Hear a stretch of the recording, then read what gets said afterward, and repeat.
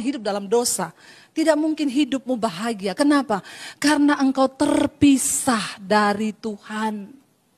Apa yang bisa membuat hidup manusia itu berbahagia? Bukan kekayaan.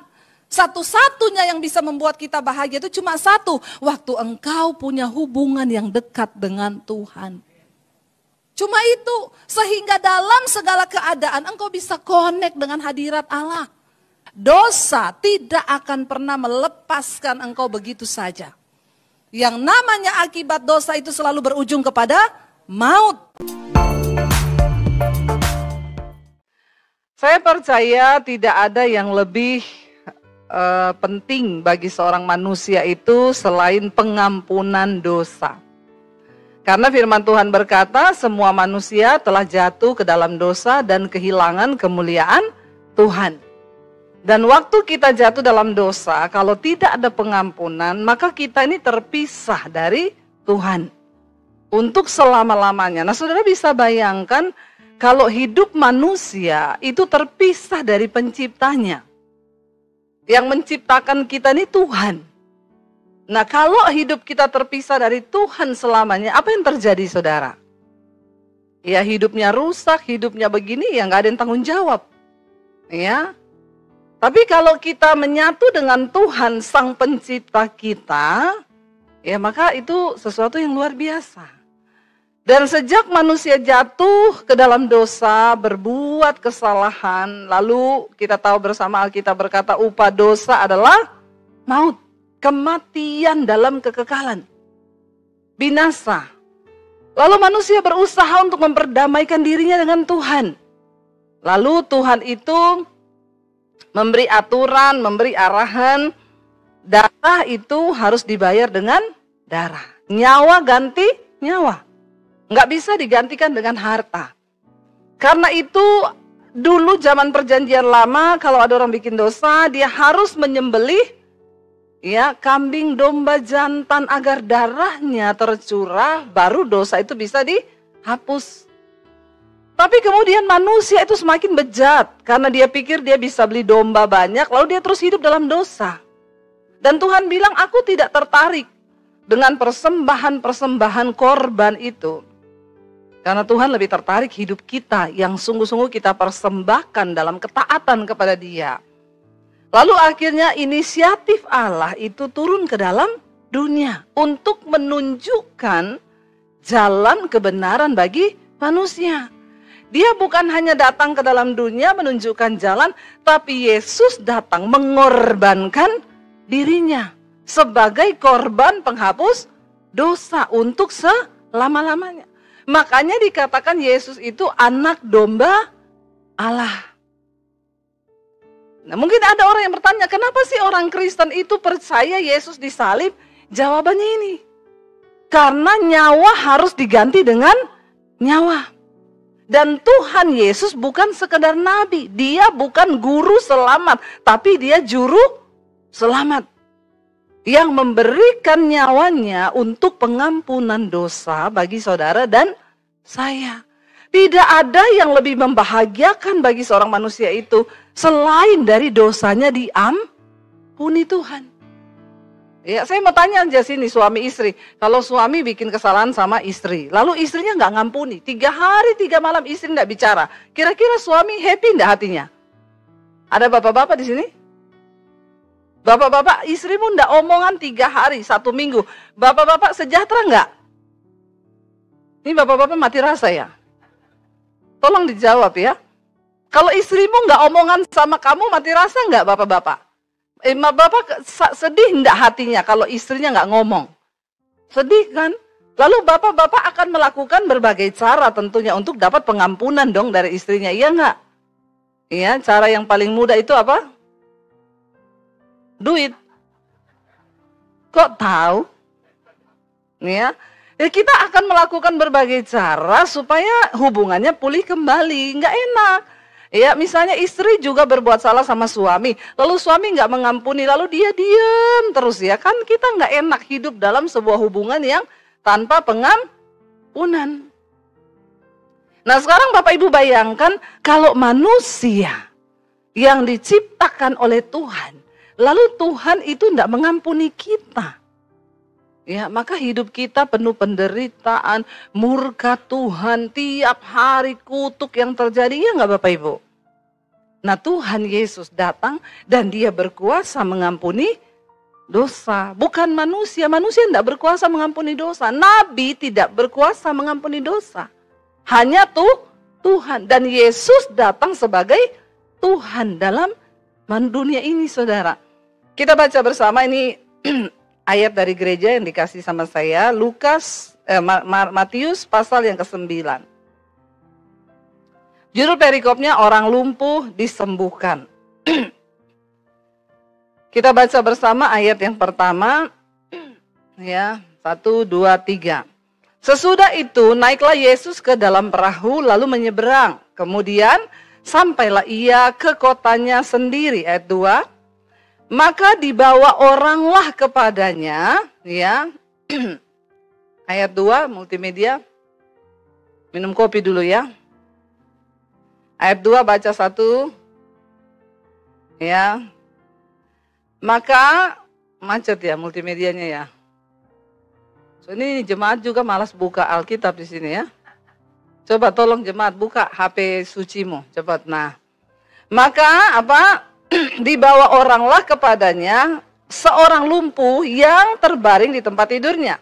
Ketika Yesus melihat iman mereka, berkatalah ia kepada orang lumpuh itu, "Percayalah hai anakku, dosamu sudah diampuni." Maka berkatalah beberapa orang ahli Taurat dalam hatinya, ia menghujat Allah. Mereka berpikir, kenapa dia berani mengampuni dosa? Kan cuma Allah yang bisa. Berarti dia ini menghujat Allah. Tetapi Yesus mengetahui pikiran mereka lalu berkata, "Mengapa kamu memikirkan hal-hal yang jahat dalam hatimu? Manakah lebih mudah mengatakan dosamu sudah diampuni atau mengatakan bangunlah dan berjalanlah? Tetapi supaya kamu tahu bahwa di dunia ini anak manusia," perhatikan kata anak manusia itu huruf besar, berarti menggambarkan Tuhan Yesus. Ya, dia berkuasa mengampuni dosa. Lalu berkatalah ia kepada orang lumpuh itu, "Bangunlah, angkatlah tempat tidurmu dan pulanglah ke rumahmu." Dan orang itu pun bangun lalu pulang. Maka orang banyak yang melihat hal itu takut lalu memuliakan Allah yang telah memberikan kuasa sedemikian itu kepada manusia, yaitu Yesus Kristus. Saudara, ketika Yesus sampai di kotanya, lalu sekerombolan orang membawa seorang yang sakit. Dan Alkitab berkata di tempat tidur dia diusung, dia lumpuh dan terbaring di tempat tidurnya.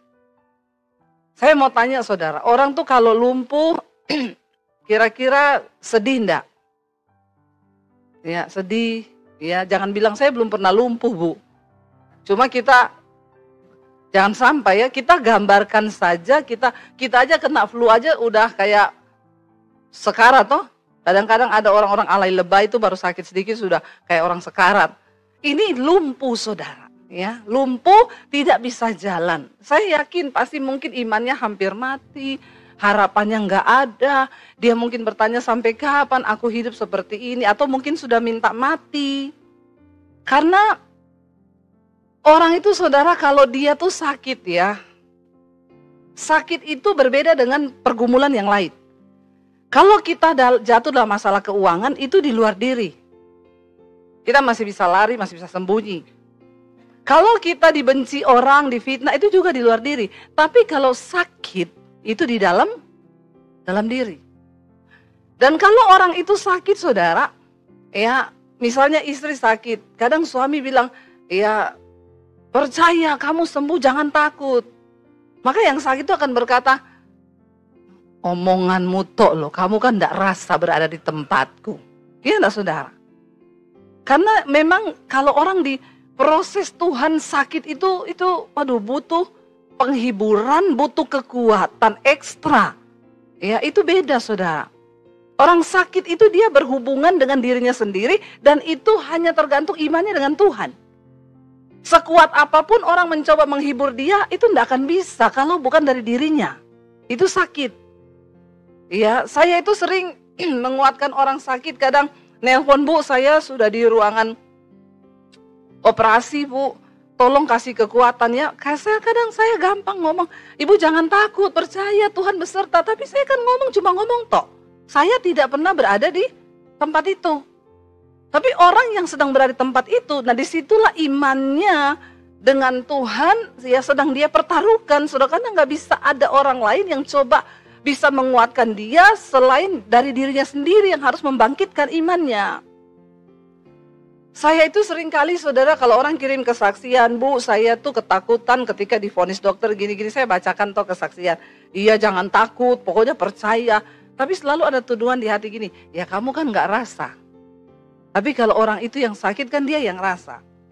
Saudara jadi berapa waktu lalu saya tuh ke Solo, saya mampir di sekolah misi saya lalu saya ke Solo.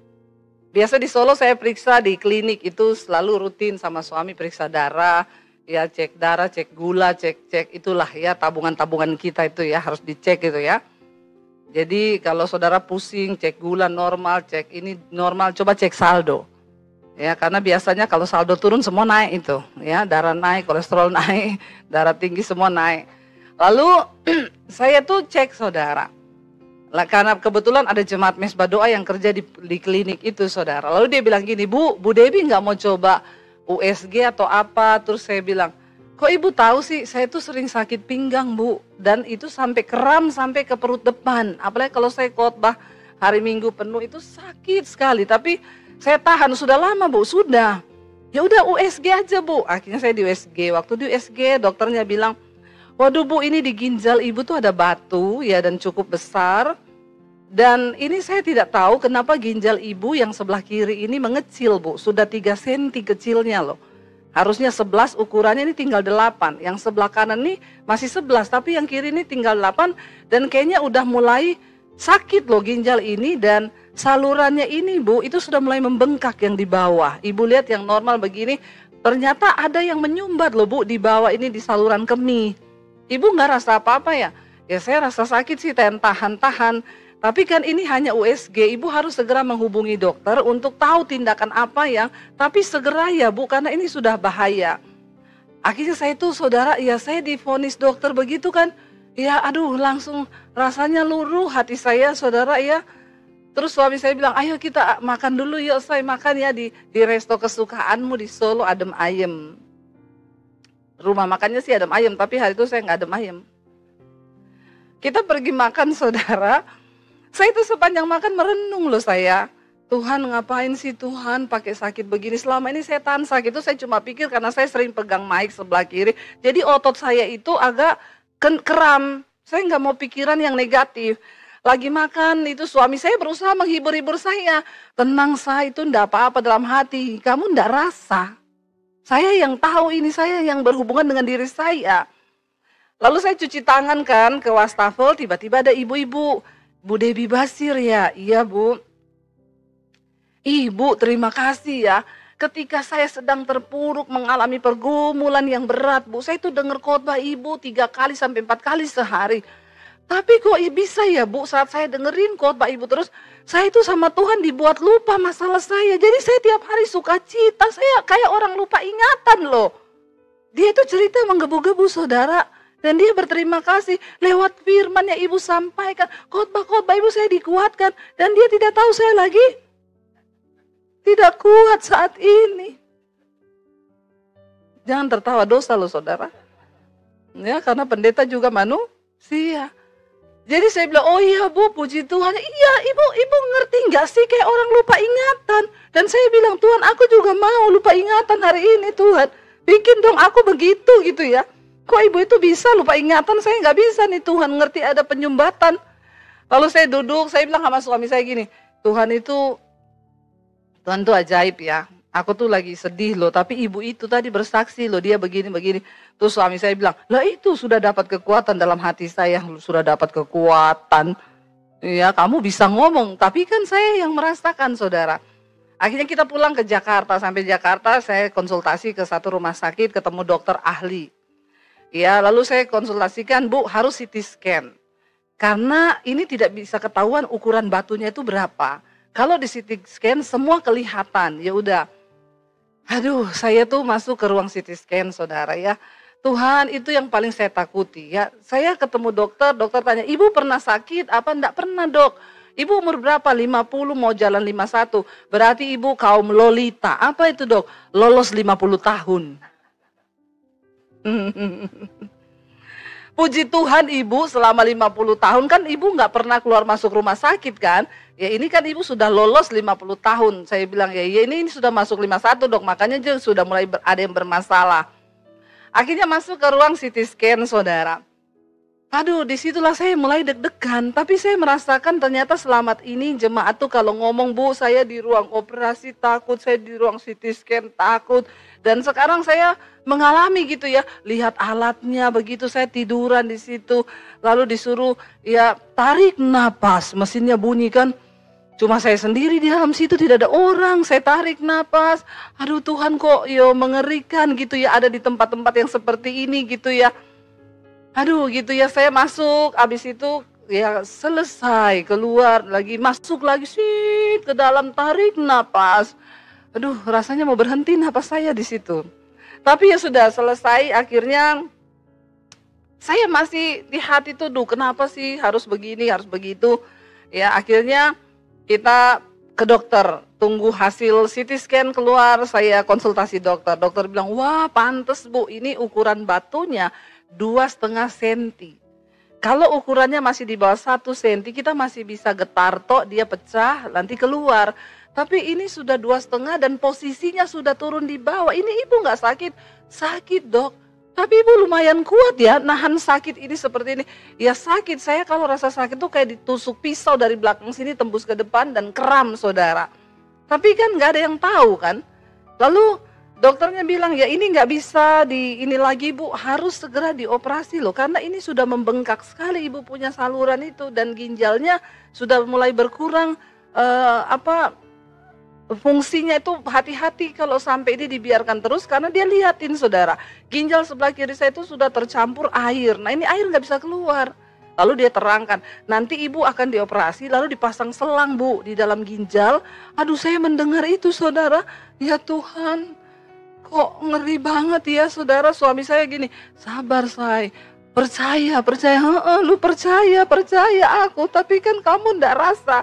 Ya udah saudara, akhirnya saya berusaha lah menguatkan diri saya sendiri. Lalu ketika kami minta hasil CT scan, tunggu duduk untuk saya mau minta fotokopiannya ya, maksudnya bawa aslinya karena sudah dilihat di komputer, dokter sudah narangkan. Saya duduk masih merenung saudara. Tuhan kenapa sih harus begini ya, coba nggak usah operasi atau apa. Tiba-tiba ada ibu-ibu duduk di depan saya, "Bu Pendeta Debbie Basir ya?" Terus, "Iya Bu, Ibu saya jemaat Mesbah Doa Ibu loh." "Iya, Ibu lagi ngapain?" "Nunggu hasil CT scan." "Oh Ibu sakit?" "Iya Bu, ada tumor di batang otak." Terus saya, "Oh terus gimana Bu?"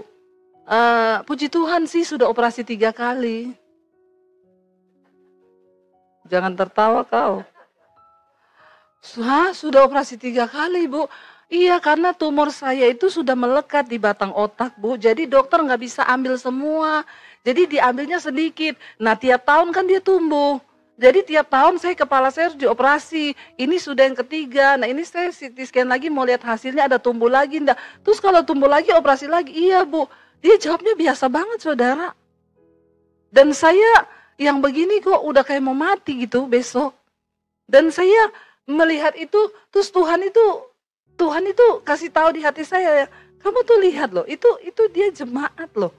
Dan dia mengalami yang sebegitu, saya baru menyadari saudara ya, ternyata memang ketika kita diproses Tuhan sakit, di situ kita hanya dengan Tuhan. Orang luar pun akan berusaha memberi kita kekuatan. Itu tidak akan bisa karena di situ di rumah sakit tidak ada yang bisa menggantikan posisi kita untuk tidur di meja operasi itu. Dan saya melihat ibu itu, saya bilang, "Bu, terus ibu selama ini kuat bagaimana?" "Lewat khotbah-khotbah ibu."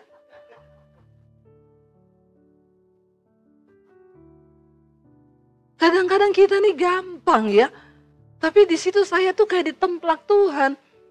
Dan dia Tuhan tuh bilang, "Kamu harus ngerasain ini, kamu harus melewatin ini supaya kamu itu Kalau memberi kekuatan sama orang yang sakit, kamu juga pernah melewati itu dan kamu bisa rasa takutnya. Oh iya ya, kan udah pernah takut dikejar debt collector, ternyata beda saudara sama takut harus menghadapi meja operasi itu ternyata beda. Dan ya di situ saya merasakannya, iya makanya saudara kalau kita tuh, saya tuh kadang ngomong sama suami saya bilang gini, itu orang-orang yang suka dugem, mabok-mabok itu belum pernah ada batu kali ya di ginjalnya atau di mananya gitu ya. Sampai kayaknya kok bikin dosa tuh nggak ada rasa-rasa takut gitu ya. Kita aja yang menghadapi kayak begini, di situ kita berhadapan dengan diri kita. Saudara, kenapa dan hari ini saya dikasih temanya ini dari gereja. Dan saya baca, saya kaget sekali dan Tuhan bicara banyak sama saya secara pribadi tadi pagi waktu saya siapin khotbah. Kenapa Tuhan datang dan berkata kepada orang lumpuh itu, kata pertama yang Yesus bilang apa? Percayalah, dosamu sudah diampuni. Karena orang yang sedang berhadapan dalam keadaan sakit, dia berhadapan dengan dirinya sendiri. Dia cuma butuh satu kekuatan yang akan menjamin, bahkan aku mati, aku harus aman.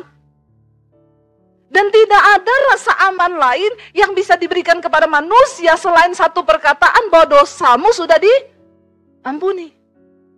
Karena kita tahu ketika masih ada dosa, maka kita pasti masuk neraka penghukuman. Tapi Tuhan memberi kekuatan kepada orang lumpuh ini. Pertama kali yang dia bilang, percayalah hai anakku bahwa dosamu sudah diampuni. Makanya bagi orang yang ada dalam Kristus, ya, kita nggak perlu takut lagi saudara. Kita percaya bahwa kematian pun adalah sebuah keuntungan. Jadi saya pulang dari khotbah nanti ini jam 2:30 saya langsung masuk rumah sakit. Dan besok saya akan dioperasi. Tolong saudara bantu dalam doa ya. Kali ini saya minta bantu doa ya saudara ya. Karena saya juga manusia biasa ya. Tapi saya percayalah hidup mati kita di tangan Tuhan kan. Semua Tuhan yang pegang kendali lah. Ya dan ya saya melihat saudara bahwa orang-orang yang punya iman kepada Tuhan, dia percaya bahwa dosanya diampuni, maka kita akan bisa berkata bahkan sekalipun kematian itu adalah sebuah keuntungan. Karena kita percaya bahwa Tuhan sudah mengampuni dosa kita. Pengampunan dosa itu kebutuhan bagi manusia karena itu bersangkutan dengan keselamatan saudara. Dan Yesus bukan hanya nabi, dia bukan hanya guru selamat, tapi dia juru selamat yang datang dan menyerahkan dirinya. Makanya dia yang bisa mengampuni dosa manusia. Buka bersama Lukas pasal 24 ayat 46 mulai. Lukas 24 ayat 46. Puji Tuhan ya saudara. Baca bersama. Katanya kepada mereka, ada tertulis demikian, Mesias harus menderita dan bangkit dari antara orang mati pada hari yang ketiga.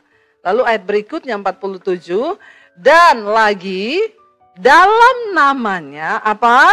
Berita tentang pertobatan dan pengampunan dosa harus disampaikan kepada segala bangsa mulai dari Yerusalem. Di dalam nama Tuhan Yesus. Maka berita tentang pengampunan dosa dan ya keselamatan, pertobatan dan pengampunan dosa itu harus diberitakan ke segala bangsa. Supaya orang mendapat satu pengharapan yang besar, tahu bahwa dalam nama Yesus dosamu diampuni. Tapi jangan buat dosa lagi. Kenapa saudara? Karena kebutuhan yang utama dari seorang manusia itu adalah dosanya diampuni. Kita baca bersama Kolose 1 ayat 12 sampai ayat 14. Kolose pasal yang pertama ayat yang ke-12 sampai ayat 14. Dan baca bersama. Mengucap syukur dengan sukacita kepada Bapa yang melayakkan kamu untuk mendapat bagian dalam apa yang ditentukan untuk orang-orang kudus di dalam kerajaan terang. Ayat 13. Ya, ia telah melepaskan kita dari kuasa kegelapan dan memindahkan kita ke dalam kerajaan anaknya yang kekasih. Ayat yang ke-14. Di dalam dia kita memiliki penebusan kita, yaitu apa? Pengampunan dosa. Kita bersyukur, tadinya kita ini nggak layak. Tapi oleh rahmat Allah yang besar, Allah Bapa, kita dilayakkan menjadi anggota keluarga kerajaan terang. Kita dibebaskan dari pengaruh kuasa kegelapan. Dan di dalam Kristus lewat kematiannya, kita mendapatkan pengampunan dosa dan penebusan hidup kita. Jadi dosa yang lalu nggak diperhitungkan Tuhan. Hari ini kita mulai baru dengan Tuhan. Hidup baru. Sampai pada garis akhir nanti Tuhan datang kembali, saudara. Jadi ayo kita sungguh-sungguh dengan Tuhan. Ayat yang terakhir, Mazmur 32, ayat 1 dan 2 kita baca, saudara. Ya, apa yang firman Tuhan katakan? Mazmur 32 ayat 1 dan 2. 1, 2, 3. Dari Daud nyanyian pengajaran. Berbahagialah orang yang diampuni pelanggarannya, yang dosanya ditutupi. Berbahagialah manusia yang kesalahannya tidak diperhitungkan Tuhan. Kita ini bersyukur, saudara. Kita ini diselamatkan, kesalahan kita tidak lagi diperhitungkan kepada kita. Apakah itu tidak anugerah? Ya, apakah itu bukan satu hal yang luar biasa? Makanya jangan lagi kita ini mau berbuat dosa. Karena kita sudah diampuni oleh Tuhan. Dan ini adalah satu berita yang paling luar biasa. Waktu kita tahu dosa kita sudah diampuni. Kita juga percaya bahkan kematian tidak akan pernah bisa memisahkan kita dari Kristus. Kita bisa melewati semua hal dengan sukacita. Kita percaya bahwa Tuhan sudah mengampuni dosa kita. Kalau hari ini pun kita lagi sakit, kita sedang bergumul dengan penyakit, dengan apapun, ayo tetap percaya. Sekarang saya berani berkata, ayo percaya. Karena saya pun berusaha mengalahkan segala ketakutan, karena saya yakin dan percaya Tuhan Yesus yang sudah menjamin keselamatan kita di dalam Dia oleh penebusan dan pengampunan dosa kita. Saya berdoa buat setiap kita, saudara. Mari kita jaga manusia rohani kita. Jaga juga manusia jasmani, saudara. Tubuh ini adalah bait Allah, bait Roh Kudus. Harus banyak minum air putih, kurangi lemak-lemak, ya, supaya hidup kita ini sehat, ya. Karena benar saya merasakan tuh nggak enak sekali, saudara, ketika ada sakit. Tapi saya percaya yang terlebih dari itu kita harus percaya bahwa ya tubuh kita ini adalah bait Allah, bait Roh Kudus, dan kita bersyukur Tuhan mengampuni kita, Tuhan menebus kita. Dan hari ini tidak ada satupun yang bisa lagi membuat kita takut, kita kecewa, karena kita percaya dalam nama Yesus ada pengampunan dosa. Saudara, kita ini percaya kepada Tuhan, kita mengikuti Tuhan, ya bukan karena kita sudah melihat Tuhan. Ada yang sudah pernah ketemu Tuhan Yesus di sini, face to face, melihat Yesus, seperti pada murid-muridnya dulu di Israel? Tidak ada kan? Yang belum pernah lihat Tuhan Yesus angkat tangan. Yang sudah pernah lihat, karena masih ada yang nggak angkat tangan, yang bingung angkat kaki. Iya, saudara, saya percaya kita hari ini percaya kepada Yesus. Bukan karena kita sudah melihat Dia. Alkitab berkata, sekalipun engkau belum pernah melihat Dia dengan mata, tapi engkau percaya kepada Dia. Itu yang namanya iman. Amin. Ya, kita beriman kepada Tuhan bukan karena kita sudah melihat Dia, tapi karena kita percaya bahwa Yesus adalah Tuhan dan Juru Selamat. Kita baca dulu ayat yang ke Ibrani 11, ayat yang pertama mulai, saudara. Ya, jadi sayang kalau kita ini punya iman, tapi iman itu mati dan tidak berfungsi. Dan itu yang saya lihat banyak dalam kehidupan orang Kristen. Mereka setiap hari duduk di gereja, ya, tapi iman itu tidak berfungsi sama sekali.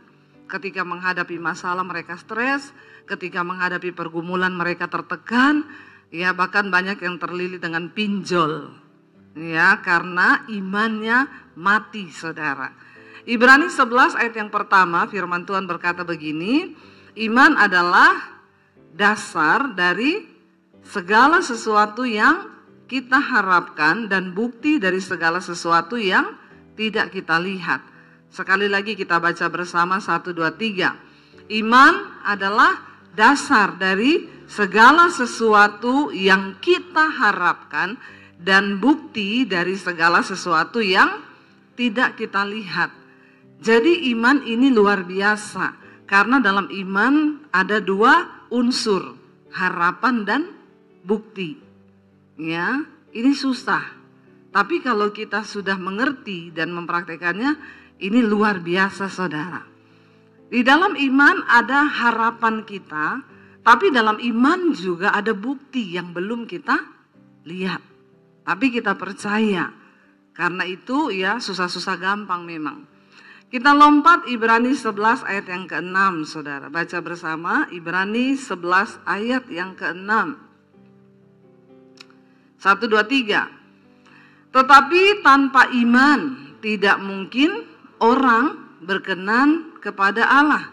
Sebab barang siapa berpaling kepada Allah, ia harus percaya bahwa Allah ada dan bahwa Allah memberi upah kepada orang yang sungguh-sungguh mencari Dia. Ayat ini jelas sekali berkata, tetapi tanpa iman, ya, tanpa iman tidak mungkin orang itu berkenan kepada Allah. Ya, tanpa iman. Nah, iman yang bagaimana, saudara? Ya, dikatakan sebab barang siapa yang berpaling kepada Allah, melihat kepada Tuhan, percaya kepada Tuhan, dia harus percaya bahwa Allah itu ada. Lucu ayat ini. Dikatakan tanpa iman tidak mungkin orang berkenan kepada Allah. Dan barang siapa berpaling kepada Allah, ia harus percaya bahwa Allah ada. Ternyata banyak orang yang sudah berpaling kepada Tuhan, melihat kepada Tuhan, percaya kepada Yesus, tapi nggak sungguh-sungguh percaya bahwa Tuhan itu ada. Karena itu saya sering mendengar dari mulut orang Kristen ketika mereka konseling, Bu, apakah Tuhan itu ada? Ya, ternyata banyak orang yang duduk di kursi gereja setiap hari Minggu percaya, mengaku percaya Tuhan, bahkan melayani Tuhan. Ya, tapi ternyata mereka tidak sungguh-sungguh percaya bahwa Tuhan itu ada. Makanya tidak banyak yang mengalami mujizat dalam hidup mereka. Dan dikatakan di sana Allah itu memberi upah loh kepada orang yang sungguh-sungguh apa? Mencari Dia. Karena itu jangan berhenti hanya dipercaya, ya, tapi mari kita sungguh-sungguh mencari Tuhan. Karena ada apa dikatakan upah. Ya, saudara mau nggak upah dari Tuhan? Siapa yang mau upah dari Tuhan? Ya, jemaat di sini agak tegang ya. Saya nggak tahu ini karena faktor apa ya. Jadi tapi ya saya berdoa supaya kita semua membuka hati bagi firman Tuhan, saudara ya. Dikatakan ada upah loh, ada upah bagi mereka yang sungguh-sungguh mencari Tuhan. Dan kita kalau dapat upah dari manusia seneng nggak, saudara? Ya, seneng tentunya ya. Kita dapat upah setiap bulan, kita bekerja dikasih upah. Seneng kalau sudah gajian. Nah, kalau Tuhan yang kasih kita upah, luar biasa enggak? Luar biasa, lebih luar biasa lagi, saudara.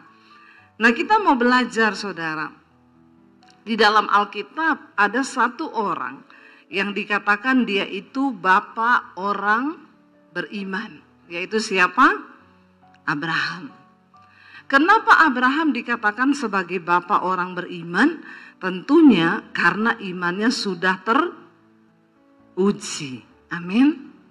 Kita nggak bisa dikatakan beriman, percaya kepada Tuhan kalau iman kita belum diuji.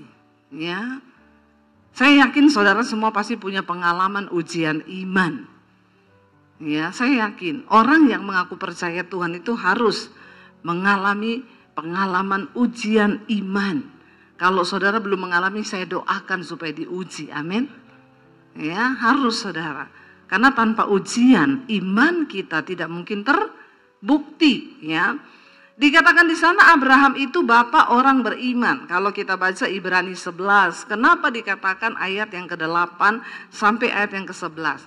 Kenapa Abraham itu dikatakan bapak orang beriman? Ibrani 8 ayat 11, Ibrani 11 ayat yang ke-8, saudara. Firman Tuhan berkata di sana begini, saudara. Karena iman apa? Abraham taat. Ya, sampai di sini dulu. Karena iman Abraham taat. Ternyata tidak mungkin kita taat sama Tuhan tanpa iman. Sebaliknya iman tanpa ketaatan itu kosong.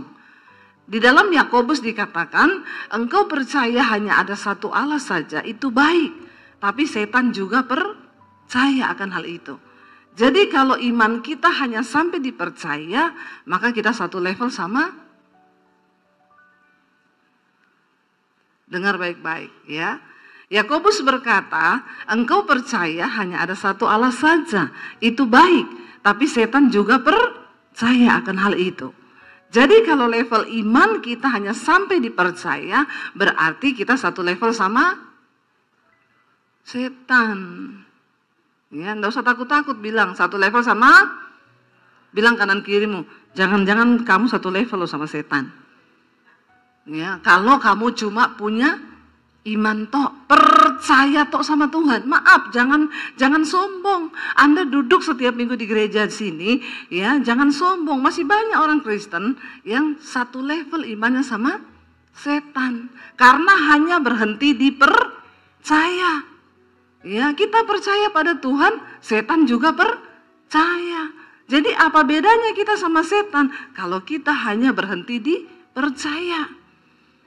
Abraham dikatakan orang bapak orang beriman, kenapa? Karena dikatakan karena iman Abraham taat. Apa itu taat? T-A-A-T.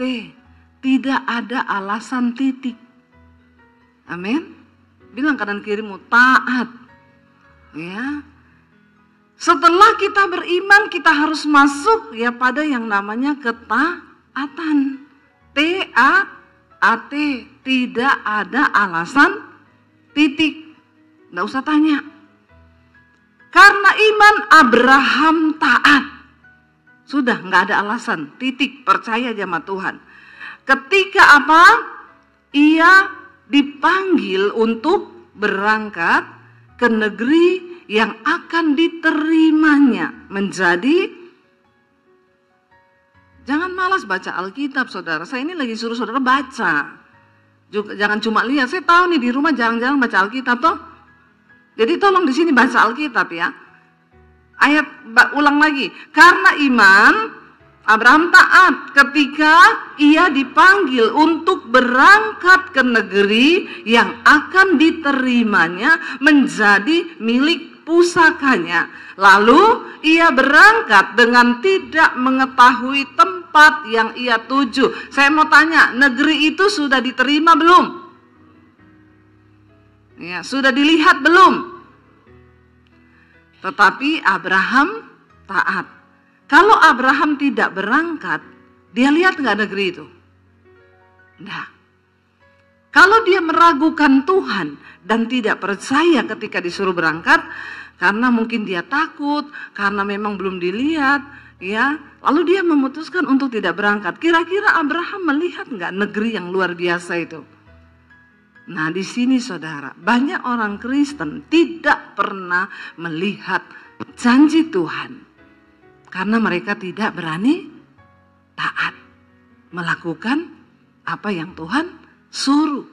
Jangan berhenti, tetapi masuk di dalam ketaatan. Zaman Abraham dipanggil ini, saudara, belum ada Google Map, ya, belum ada peta. Jadi Tuhan tidak kasih tahu kemana. Kalau ada peta, ada Google Map, enak. Nanti saya Sherlock ya kata Tuhan. Ya, kamu tinggal ikuti aja. 500 meter belok kiri. Ya. 1000 meter belok kanan. Ya, di depan ada polisi. Kan enak ya dikasih tahu sekarang ya. Google Map itu pokoknya maha tahu, saudara. Ya, tetapi persoalannya ketika zaman Abraham belum ada peta, belum ada Google Map. Apa yang menjadi dasar dia memperoleh janji Tuhan? Karena iman. Karena imannya hidup. Orang Kristen sekarang banyak imannya mati, ya. Bahkan mungkin tidak mati, tapi sekarat, nggak hidup, nggak mati. Imannya setengah mati. Orang yang punya iman setengah mati tidak mungkin bisa melihat janji Tuhan. Karena kau berhenti dipercaya. Ya, tapi orang Kristen kalau nyanyi itu doa luar biasa. Aku percaya pintu-pintu surga terbuka. Kayak iya, oh. Ya, setan yang dengar juga ketawa, saudara ya. Maaf aja ya, lu aja nggak taat sama Tuhan. Kok bisa berdoa begitu? Saya suka ketawa kalau dengar orang Kristen itu doa kayak iya, oh. Ya, setan bilang kok kayak iya, oh. Ya, doanya itu aku berdoa tingkap-tingkap langit dicurahkan. Aku percaya terobosan dalam bisnisku, terobosan dalam keuanganku. Setan bilang, "Pret, kalau kau berhenti hanya dipercaya, tidak ada ketaatan pada firman, maka imanmu itu tidak mungkin berfungsi, tidak mungkin hidup." Dikatakan karena iman, lalu berangkatlah Abraham ke negeri yang tidak diketahui. Dia pergi ke tempat yang dia tidak tahu. Ikut Tuhan itu ngeri-ngeri sedap. Kita seringkali dibawa ke tempat-tempat yang nggak kita tahu di sana ada apa. Memang uji nyali, saudara. Ikut Tuhan itu uji nyali. Ketika saya terima Tuhan Yesus tahun 95, siapa yang udah dengar kesaksian saya di sini? Siapa yang sudah subscribe channel YouTube saya? Yang belum bertobat ya? Tolong subscribe, jangan lupa komen dan share. Saya bertobat tahun 95 ya. Dulunya saya tidak mengenal Tuhan Yesus, tapi saya haji. Lalu akhirnya saya berterima Tuhan Yesus. Waktu itu saya mau bunuh diri, singkat cerita. Ketahuan, lalu saya disuruh pilih antara keluarga atau Yesus. Papi saya bilang, kalau kamu mau tetap jadi Kristen, kamu pilih keluarga atau Yesus. Ya, kalau kamu mau tetap Kristen, tinggalkan rumah ini, tinggalkan keluarga ini, keluar kamu dari rumah ini, jangan bawa apapun termasuk ijazahmu. Saya melihat, kamu keluar dari rumah nggak bawa ijazah, saya mau lihat Yesus kasih makan kamu pakai apa. Saudara, disitulah iman itu harus berfungsi. Saya bersyukur, saya menerima Tuhan Yesus itu bukan karena diajak-ajak orang, ya bukan karena apa kata orang, tapi saya mengenal Tuhan Yesus dari pengalaman pribadi. Saya berjumpa Tuhan secara pribadi. Dan zaman dulu saya kalau ke gereja itu sembunyi-sembunyi, pakai baju senam dari rumah. Dulu saya pelatih senam aerobik sebelum banyak makan ragi seperti sekarang ini. Ya, sudah mengembang ke kanan dan ke kiri. Dulu saya kalau mau ke gereja, saya pakai baju senam, saya bilang saya mau latih senam. Lalu sampai di gereja saya ikut ibadah, saya bawa pulang Alkitab. Di rumah Alkitab tuh setiap hari saya pindah tempatnya. Karena saya takut ketahuan. Hari ini di bawah kolong lemari, besok di atas lemari, besok di pakaian, besok di mana. Karena nggak main-main. Papi saya itu punya pedang panjang 1,5 meter di bawah kolong tempat tidur. Dia punya pistol di lemari, dia punya keris, dia punya samurai. Jadi saya takut kalau sampai ketahuan saya jadi Kristen, papi saya itu udah ngomong, awas ya. Kalau sampai kamu karena pergaulan jadi Kristen dan murtad, papi bunuh kamu, jangan bikin malu keluarga. Karena kakek saya itu Ustadz Basir di Poso dulu kepala kantor agama. Lalu saudara, saya diancam, dari masih sekolah dulu diancam, jangan berteman sama orang Kristen. Apalagi pacaran, apalagi kamu nikah sama orang Kristen. Lebih baik papi bunuh kamu. Jadi saya nggak pernah berani deket-deket sama cowok Kristen. Padahal yang ganteng-ganteng tuh cowok Kristen. Yang bertobat. yang enggak sama aja mirip setan. Lalu saudara, akhirnya saya takut, tapi itulah Yesus berkata, bukan kamu yang pilih aku, tapi aku yang pilih kamu. Karena anugerah Tuhan, ketika saya mau bunuh diri lulus SMA, Tuhan tangkap saya, Dia selamatkan saya. Lalu saya mengalami perjumpaan pribadi dengan Tuhan. Zaman dulu belum ada YouTube, ya, belum ada handphone. Saya bertumbuh dalam iman hanya di kamar dengan Roh Kudus, ya. Karena saya nggak boleh telepon siapa-siapa, saya takut ketahuan. Tapi memang benar Alkitab berkata, iman itu bertumbuh dari aniaya dan pembacaan firman Tuhan.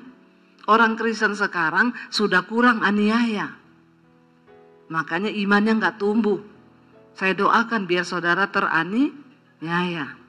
Aniaya itu bukan cuma mau dibunuh, bukan. Ya, Anda disakiti mertuamu, nggak bisa balas, itu aniaya. Saudara disakiti orang, saudara nggak bisa balas, itu aniaya. Tapi itu yang bikin iman bertumbuh. Kenapa iman orang Kristen sekarang nggak bertumbuh? Nggak mau yang namanya aniaya.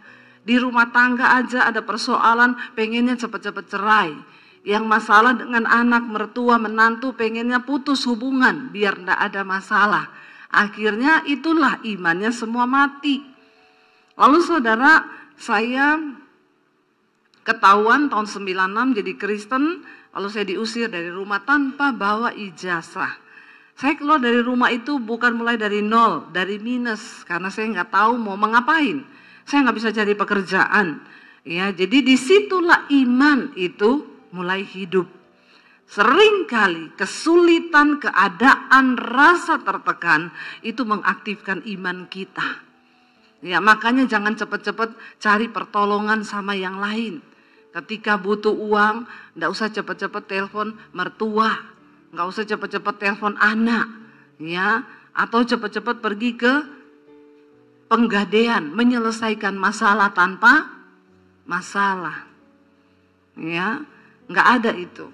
Kenapa kita seringkali nggak percaya Tuhan, tidak mengharapkan mujizat Tuhan? Karena yaitu tadi, Tuhan tuh nggak terlihat, penggadaian terlihat, ya, mertua terlihat, anak terlihat, bank terlihat, tapi Tuhan nggak terlihat. Tapi iman adalah dasar dan bukti dari segala sesuatu yang memang tidak terlihat.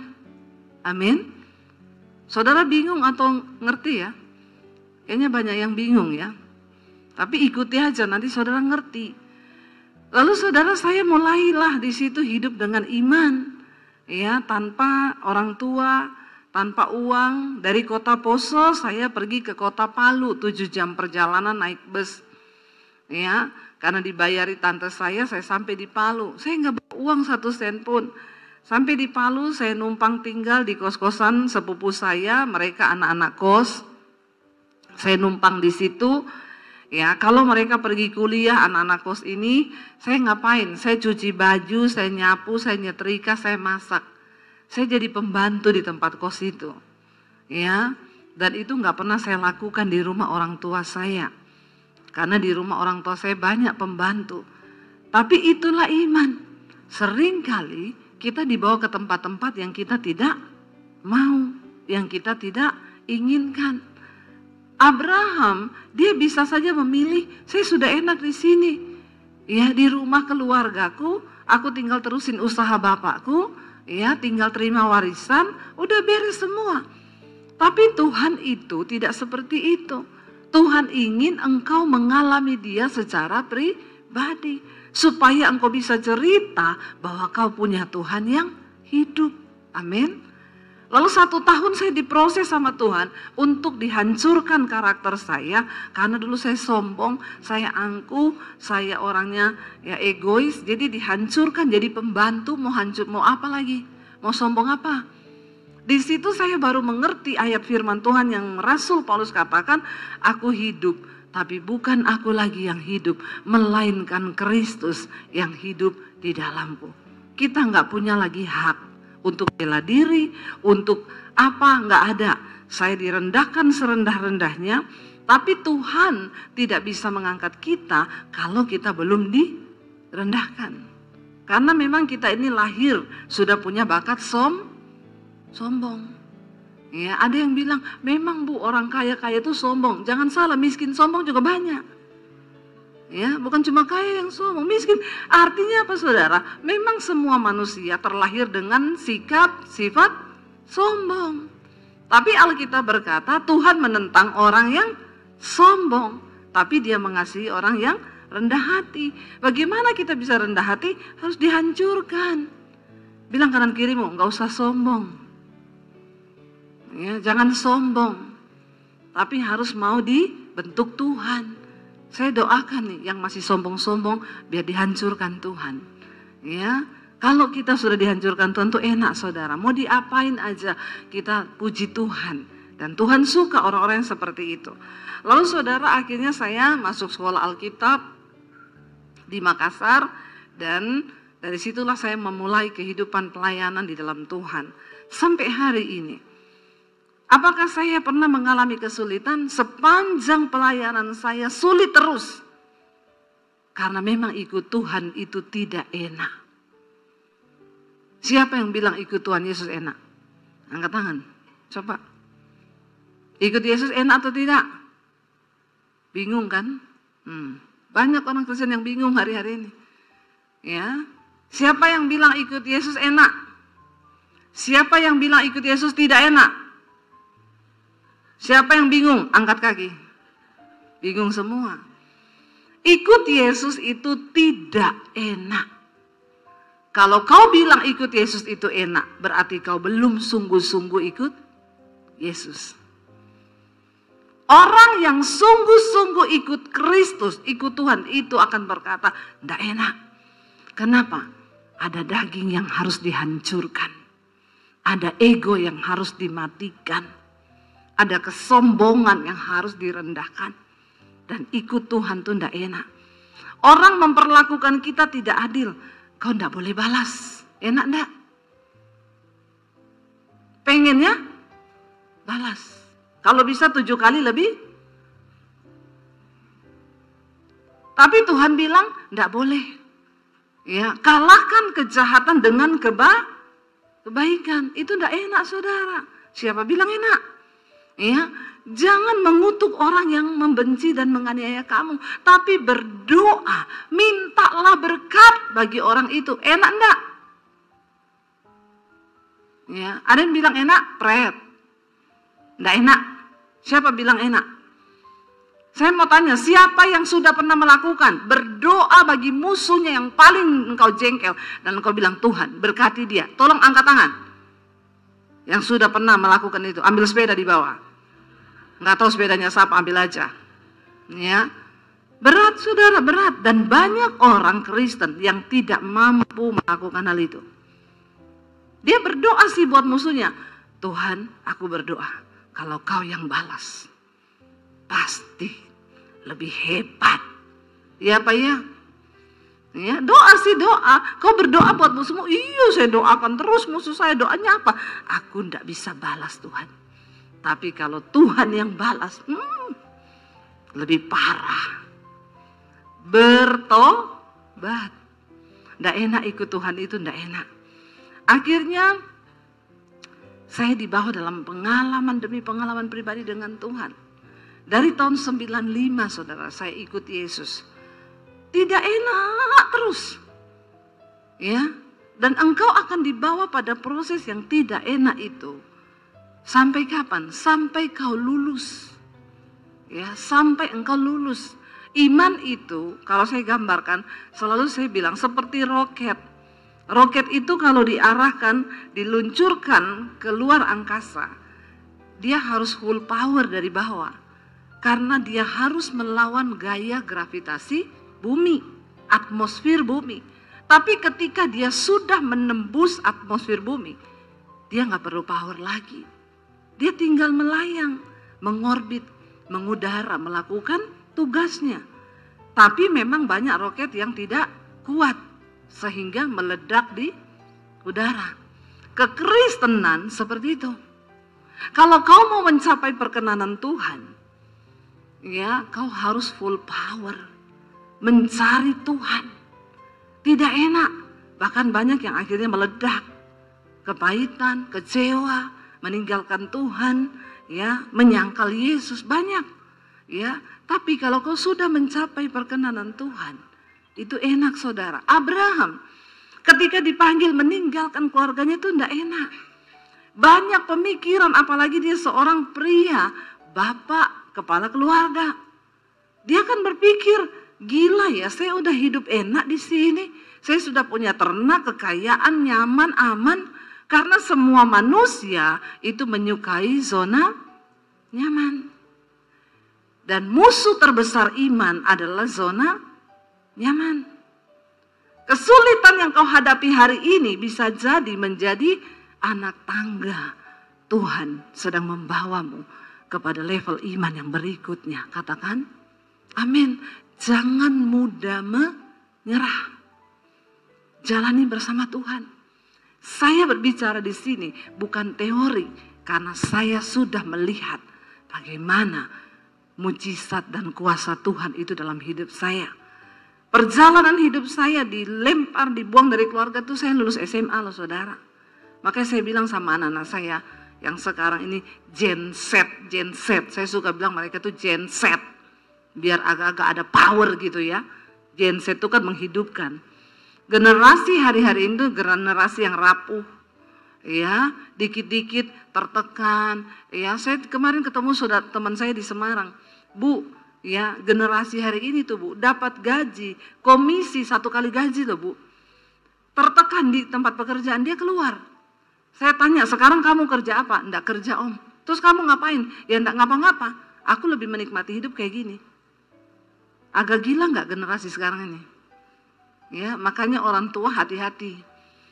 Memang mereka dibesarkan dengan ya dunia sosial media di mana mereka tuntutan gayanya itu ya udah selangit, saudara, padahal nggak ada duit.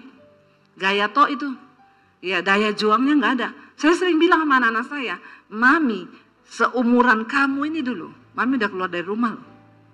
Tanpa orang tua yang menopang, cuma bersama Tuhan. Saya selalu kasih ikat sama mereka, makanya anak-anak saya didik keras. Dari SD, SMP, SMA, naik Gojek sekolah. Ya, hujan loh Mam, enggak apa-apa, hujan enggak mati. Berangkat sana. Ya, biarin, ya.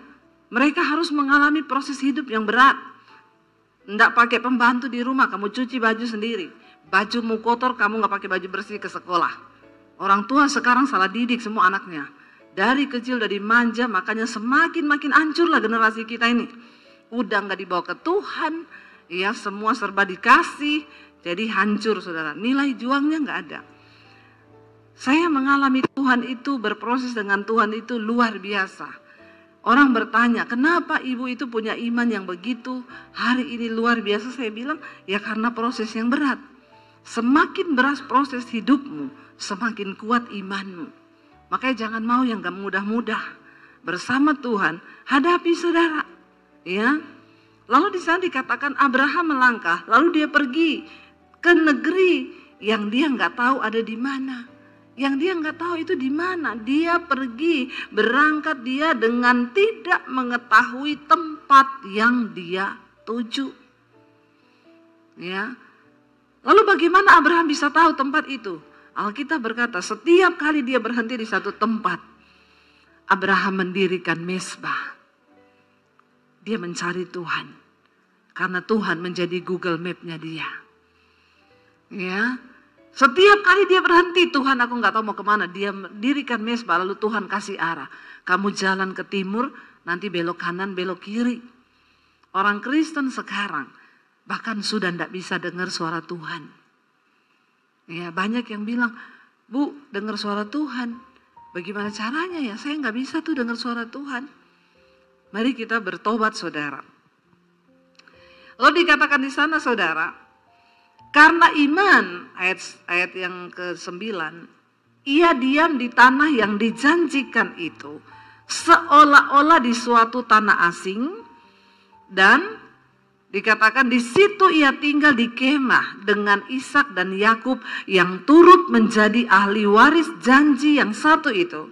Sebab ia menanti-nantikan kota yang mempunyai dasar, yang direncanakan dan dibangun oleh Allah. Saya mau tanya, berdiam di tanah asing yang dia tidak tahu, dia baru di situ. Dan zaman itu saudara belum seperti sekarang. Tanah asing itu benar-benar ya tidak ada apa-apanya. Kira-kira enak nggak saudara? Nggak enak. Tapi orang Kristen sekarang suka cari yang enak. Tuhan suka bekerja dengan yang tidak enak. Daging ini adalah musuh terbesar dari iman. Sebab daging ini gak mau diproses. Tapi Tuhan cara kerjanya proses daging. Gak bisa kita berkenan saudara kalau masih ada daging. Dikatakan dengan iman juga Abraham diam di tanah yang dijanjikan itu seolah-olah di satu tanah asing. Itu ndak enak, pasti dia pengen pulang terus. Ya, tetapi dia percaya bahwa Tuhan sudah merencanakan satu kota yang akan dibangun oleh Allah sendiri. Percayalah saudara, dalam setiap hidup kita, Tuhan itu punya rencana yang besar. Dia ingin bangun rencananya atas hidupmu. Dia ingin bangun rencananya atas pekerjaanmu. Dia ingin bangun rencananya atas pelayananmu. Dia ingin bangun rencananya atas anak-anak kita. Dia ingin bangun sesuatu yang besar dalam hidup kita. Sebab kita punya Tuhan yang besar. Rencananya itu besar. Tapi kenapa tidak terjadi? Karena kita nggak mau bayar harga. Kita nggak suka dengan ketidaknyamanan. Kita suka dengan kenyamanan. Dan kita nggak mau taat. Karena yang menurut kita itu tidak enak. Tapi tidak ada saudara janji Tuhan yang didapatkan dengan begitu saja. Kenapa nama-nama tercatat di Alkitab? Yusuf, Daud, Paulus. Karena mereka adalah orang-orang yang membuktikan perjuangan iman mereka. Dan mereka keluar sebagai pemenang-pemenang. Enggak ada cerita Alkitab yang enak. Ya, tidak ditulis begini, maka mimpilah Yusuf. Ketika Tuhan memberi mimpi kepada Yusuf, Tuhan akhirnya Yusuf cerita kepada saudara-saudaranya. Lalu saudara-saudaranya akan membunuh Yusuf, lalu Tuhan kutuk saudara-saudaranya mati semua. Begitu ceritanya? Kagak. Ceritanya, saudara-saudaranya ambil Yusuf, mereka mau bunuh, mereka ikat, lalu mereka buang ke sumur. Kok kelihatannya rencana Tuhan begitu ya? Kok kelihatannya Tuhan jahat ya? Kok kelihatannya orang yang berkenan kepada Tuhan itu seolah-olah disiksa, dianiaya, direndahkan, ya, sebab tidak pernah akan ada kemuliaan tanpa salib. Ya kan bisa Tuhan bikin ketika keluarganya mau bunuh dia, tiba-tiba halilintar datang, lalu menyambar keluarganya mati semua. Kan kita lebih suka ya nonton yang kayak begitu, ya Pak ya? Ya, kita banyak nonton film yang selalu pemeran utamanya itu menang, ya. Tapi Tuhan cara kerjanya nggak begitu. Dan yang masalah di sini, Tuhan nggak kasih tahu sama Yusuf tentang rencananya. Tuhan cuma kasih dia mimpi. Coba kalau Tuhan kasih tahu sama Yusuf, Yusuf tenang, aku akan kasih kau mimpi. Nanti ketika kau cerita mimpi itu, keluargamu iri, lalu mereka mau bunuh kau. Tapi tidak usah takut, nanti kau akan dibuang ke sumur, lalu akan ada saudagar yang ambil kau dari sumur. Lalu dia bawa kau ke Mesir, sampai di Mesir nanti kau jadi budaknya. Lalu kau akan diangkat di rumah Potifar. Setelah itu istri Potifar akan ganggu kau. Tapi tenang Yusuf, memang kau akan dipenjara. Tapi justru di penjara itulah kau akan ketemu dengan pencampur minuman raja, karena penjara akan menjadi jalan bagimu untuk bisa masuk ke istana Raja Fir'aun. Tuhan kasih tahu gitu enggak? Kalau dikasih bocoran, enak enggak? Enak tuh. Yusuf akan yes. Kapan aku di penjara ya? Kapan ya? Kok belum ya? Kok belum difitnah ya? Kok belum digoda ya sama istri Potifar? Itu yang namanya iman. Percaya saja bahwa apa yang Tuhan buat di hidup kita itu indah. Masalahnya memang di sini Tuhan sama manusia itu beda tipis. Tuhan maha tahu, manusia sok. Bilang kanan kirimu, jangan sok tahu. Ya, ini nggak enak nih, males saya, nggak mau saya jalani. Kenapa? Nggak enak. Tuhan itu suka yang tidak enak. Ya, Tuhan gak kasih tahu sama Yusuf. Tuhan gak kasih tahu sama Daud ketika dia mau dibunuh sama Saul. Tuhan gak kasih tahu endingnya. Tapi orang-orang ini tercatat namanya di Alkitab karena dengan iman mereka percaya bahwa rancangan Tuhan tidak pernah gagal. Dengan iman mereka percaya bahwa rancangan Tuhan tidak pernah salah. Sekalipun berurai air mata, sekalipun berat, sekalipun sakit, ada daging yang tergoyang, ada ego yang dihancurkan, itu tujuan Tuhan. Kenapa masalah diizinkan terjadi? Supaya kau benar-benar menyerah dan pasrah kepada Tuhan. Tuhan gak kasih tahu Abraham endingnya bakal seperti apa. Ya, tetapi Abraham percaya ada satu kota yang akan dibangun oleh Allah dan itu masuk dalam rencana Tuhan atas kehidupannya saudara. Percayalah apa yang kau hadapi hari ini itu ada rencana Tuhan yang indah saudara. Ya dikatakan di sana ayat yang ke-11, coba kita baca Ibrani 11 ayat 11. Karena iman ia juga dan Sarah beroleh kekuatan untuk menurunkan anak cucu walaupun usianya sudah lewat. Karena ia menganggap dia yang memberikan janji itu setia. Secara manusia Abraham sudah tua, istrinya sudah menopause, tidak mungkin bisa punya anak. Tapi satu hal yang mereka percaya, bahwa Tuhan yang berjanji itu adalah Tuhan yang setia. Saudara, saya mau tutup dengan kesaksian. Setelah pandemi terjadi, saya dan suami ya, ketika pandemi datang, uang kami di rekening mungkin 10 juta saja. Dan kami benar-benar hidup full melayani Tuhan. Kami hidup dari pelayanan. Tapi kami bukan full time, jadi nggak ada yang gaji. Gajinya itu dari Tuhan. Ketika pandemi datang dengan uang 10 juta, kami harus bertahan di Jakarta dengan 3 anak. Saya bilang sama suami, kita jangan salahin Tuhan. Apapun yang terjadi, kita percaya bahwa rencana Tuhan itu indah. Yang terburuk, kita jual rumah, kita jual mobil, kita pulang ke Solo. Saya bilang, kita harus bersyukur loh, karena ada mobil yang bisa dijual, ada rumah yang bisa dijual. Dulu kan kita nggak punya apa-apa yang bisa dijual. Ya, sekarang punya. Ya, saya tidak punya investasi emas ya. Nggak punya investasi dolar, nggak ada. Ya, saya punya emas 80 kilo itu Mas Daniel suami saya. Tapi nggak laku dijual. Dan memang tidak dijual nih koleksi pribadi. Jadi waktu itu saya bingung, tapi saya bilang kita bersyukur, jual mobil, jual rumah, kita balik ke Solo. Tapi saya percaya, saya bilang nggak ada yang tahu lah rencana Tuhan di dalam pandemi ini. Bahkan anak saya bilang, Mam, aku mau kuliah loh. Aduh, kita ini makan aja nggak tahu bisa atau tidak. Kau lagi pikir kuliah, nak? Nggak usah kuliah, nak. Itu tidak menentukan masuk surga. Nggak usah, ya. Saya bilang, tapi kalau Tuhan berkehendak bisa. Dan puji Tuhan kemarin anak saya lulus. Sudah lulus, ya, sejak dari pandemi. Kok nggak ada yang wow, ya? Wow dong. Tolong agak-agak responsif sedikit, ya. Lalu saudara akhirnya di tengah masa pandemi, saya nggak tahu, jadi ternyata 2 tahun sebelum pandemi datang, 2018 itu, Tuhan tuh bicara kepada saya. Saudara percaya Tuhan masih bicara? Jangan jadi Kristen kalau kau nggak percaya Tuhan bicara ya. Tuhan kita hidup loh. 2018 Tuhan itu bilang sama saya, cepat ambil alih dunia media untuk Injil. Karena aku akan memberikan kepada kamu tuaian bangsa-bangsa, bahkan berkat bangsa-bangsa. Saya waktu doa itu, saya terima kata-kata itu dalam hati saya kok agak alay lebay ya.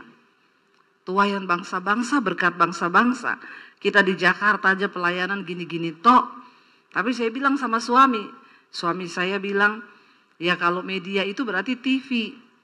Kita pergilah ke salah satu TV swasta, ada teman saya bekerja di sana. Saya tanya, kalau kami mau siaran di sini bisa enggak? Oh bisa, 1 kali syuting itu 6 juta di studio kami. Dan ibu harus bikin minimal 10 episode. Jadi 60 juta. Lalu saya tanya, udah pasti tayang? Belum. Ya. Dan saya berpikir, ngasih duit 60 juta belum pasti tayang. Yang kedua persoalan yang terbesar, duitnya siapa 60 juta, saya nggak ada duit 60 juta saat itu. Ya udah, tapi saya melangkah terus. Satu saat saya pelayanan di Bali, saya lihat ada orang syuting di situ, saya tanya, ini syuting buat apa? Syuting buat TV, di mana? Di YouTube. Oh bisa ya, oh bisa Bu, pakai handphone aja cukup. Saya pulang, saya bilang sama suami. Ya lalu suami mulailah, oh mungkin ini kali. 2018 saudara, waktu itu YouTube belum terlalu, ini dia bilang, oh sekarang orang beralih ke YouTube Bu, artis-artis semua ke YouTube, ke depannya YouTube bakal bagus. Saya pulang, saya bilang ke suami, lalu suami mulai aktifin. Saya sudah punya channel itu sebenarnya tapi nggak aktif. Mulailah kita tayang syuting pakai handphone, karena nggak punya peralatan. Tiba-tiba di masa pandemi 2020 datanglah COVID saudara. Ya, saya nggak tahu bagaimana rencana Tuhan, tapi Alkitab berkata Tuhan itu memberitahukan jalan-jalannya kepada orang-orang yang bergaul karib dengan Dia, yang hidup takut akan Tuhan. Ya, kalau kita hidup takut Tuhan, Tuhan kasih tahu bocoran apa yang mau terjadi ke depan. Ya, kita bukan mau meramal, tapi kan Tuhan yang tahu, benar nggak? Siapa yang tahu COVID akan datang? Siapa yang tahu gereja akan tutup dan tidak boleh ibadah? Ketika kami memulai dari 2018, 2020 awal tuh channel saya sudah 50.000 subscribe-nya. Tiba-tiba gereja tutup, ya. Lalu orang bingung mau cari khotbah gereja di mana. Kami sudah ada di YouTube. Ya, tiba-tiba channel saya selama pandemi naik 1 hari, nambah 1.000 subscribe setiap hari. Kok nggak wow ya? Wow dong. Setiap hari nambah 1.000, padahal YouTube bilang kalau ada channel yang nambahnya itu 1.000 seminggu, itu hacker. Lah punya saya dihacker sama malaikat, sehari 1.000. Ya hari ini hampir 800.000, puji Tuhan. Saya berdoa tahun ini 1 juta saudara. Apa yang gak pernah kita pikir, tiba-tiba dari situ saya melihat benar saudara. Ketika orang gak boleh bergereja, ya lalu semua ya saya tuh melihat, ya tiba-tiba berkat tuaian bangsa-bangsa itu tadi yang Tuhan ngomong benar. Ya lalu orang dari Amerika, orang dari mana-mana itu dengar. Dan saya mulai bertanya sama Tuhan, Tuhan kami ini sudah diberkati. Di tengah masa pandemi saya nggak jadi jual rumah, saya malah beli rumah. Wow ya, bukan cuma Atta Halilintar. Saya beli rumah 2, satu buat studio, satu buat tinggal, jadi sebelahan. Ya, bahkan di tengah masa pandemi kami bangun puluhan gereja di desa-desa. Ya, Tuhan izinkan kami menopang beberapa hamba-hamba Tuhan di desa-desa, saudara. Lalu ketika semua sudah berjalan seperti sedia kala, saya tanya sama suami, kita nih mau kemana pelayanan kita ke depan? Beberapa hamba Tuhan yang ketemu kami, Bu, buka gereja. Sudah waktunya Ibu buka gereja. Bahkan jemaat itu pada nanya, Bu, kapan Ibu buka gereja? Saya mau pindah ke gereja Ibu. Ya, sekarang kan ya bukan mencari jiwa, gampang mencuri jiwa tuh. Buka gereja curi-curi jiwa banyak. Lalu saya bilang sama Tuhan, teman-teman hamba Tuhan, buka Bu, nanti di bawah saya otonom begini segala macam. Saya bilang, maaf Pak, saya ini tidak mau melakukan apa yang manusia suruh. Tapi saya harus tanya sama Tuhan, apa yang Tuhan mau untuk kami lakukan. Lalu kami berdoa saudara, lalu Tuhan tuh kasih satu visi. Saya dikasih dalam Lukas pasal yang ke-7, Yesus berkata begini, di hari-hari yang terakhir tuaian memang banyak, tapi pekerja itu sedikit. Karena itu mintalah kepada Tuhan yang mempunyai tuaian itu supaya dia kirim pekerja. Dari situ ketika Tuhan jawab saya, Tuhan bilang, kamu tidak boleh buka gereja. Kamu persiapkan para penuai di hari-hari terakhir ini. Saya tanya sama Tuhan, maksudnya Tuhan apa? Buka sekolah misi. Kamu harus bangun sekolah misi. Sekolahin gratis orang-orang yang gak mampu untuk jadi hamba Tuhan. Saya bilang, Tuhan, saya ini bukan orang kaya. Saya ini bukan orang pinter.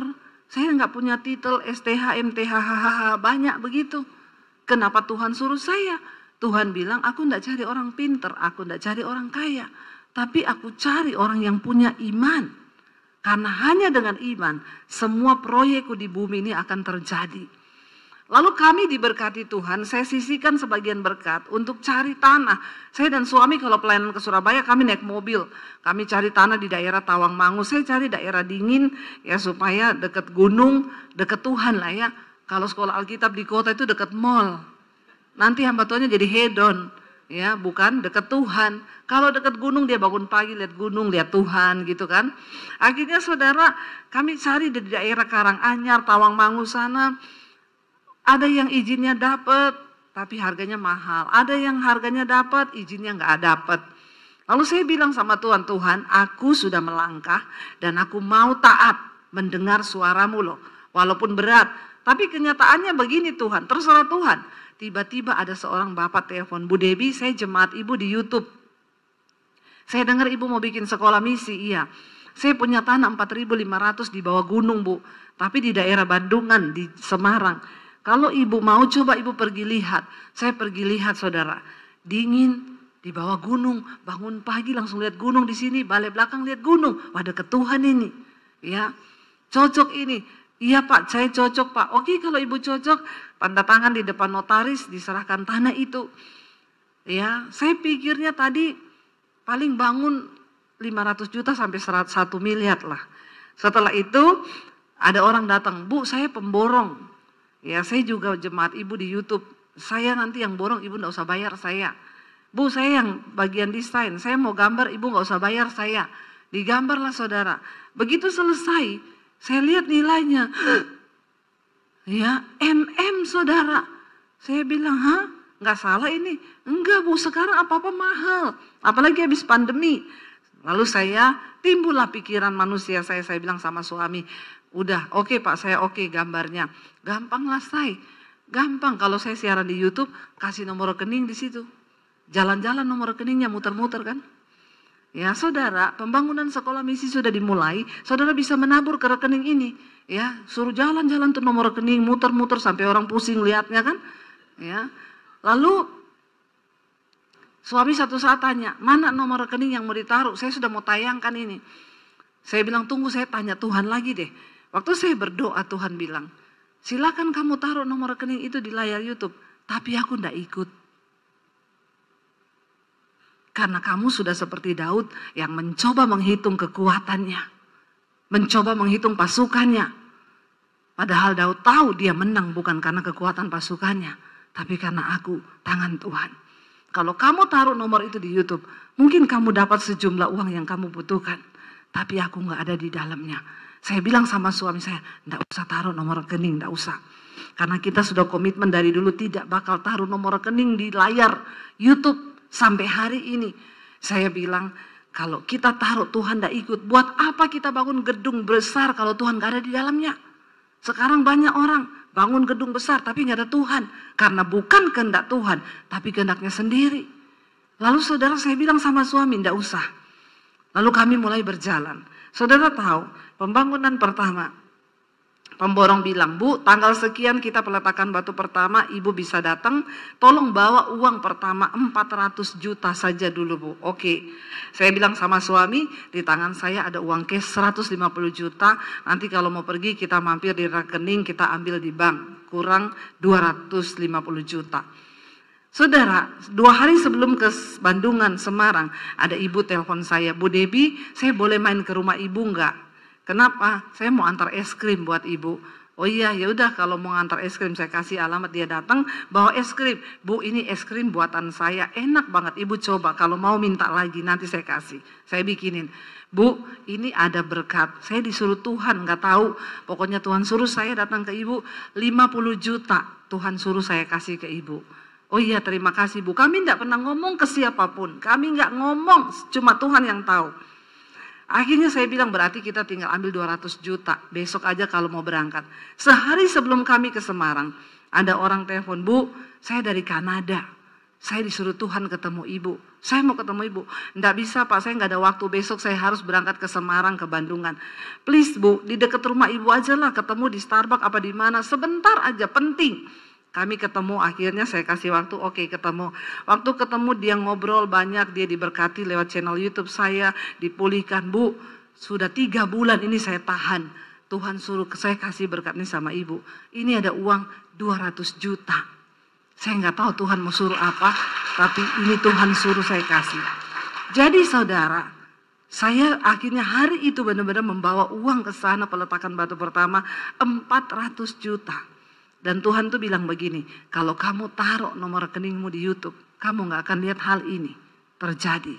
Saudara tahu, waktu pembangunan, orang WA saya, Bu, saya dengar sudah mulai pembangunan, saya boleh sumbang material gini-gini, hubungi nomor pemborong saya. Ini nomornya, silakan tanya alamatnya. Bu, saya dari pabrik cat, mau sumbang cat, apa yang dibutuhkan? Hubungi nomor pemborong saya. Tanya dia alamatnya di mana. Saya nggak pernah tahu orang-orang itu siapa. Dan saya tidak mau tahu. Saya nggak mau iman saya bergantung kepada manusia. Tiba-tiba saudara, dari sini telepon, dari sini pabrik kasur. Bu, saya yang punya pabrik kasur. Ibu butuh kasur berapa? Nanti saya siapin. Oh iya, ini alamatnya, dikirim aja ke sana. Furniture, saudara, Bu, saya pabrik furniture, saya mau sumbang semua furniture yang ibu butuhkan. Saya bilang, oh iya, nanti boleh kirim ke alamat sini. Waktu sudah mau jalan, peserta pertama itu 30 anak saudara, dan semua rata-rata memang tidak mampu. Jadi kami yang harus menanggung untuk tiket mereka datang dari Papua, dari NTT, dari Ambon, dari mana-mana saudara, ya. Tapi Tuhan tuh luar biasa. Waktu staf saya di sekolah bilang, Bu, kita meeting sebentar. Saya mau kasih tahu ibu, pengeluaran setiap bulan untuk 30 anak itu sekian ratus juta. Saya lihat, ih banyak juga ya. Iya Bu, mereka makan 3 kali.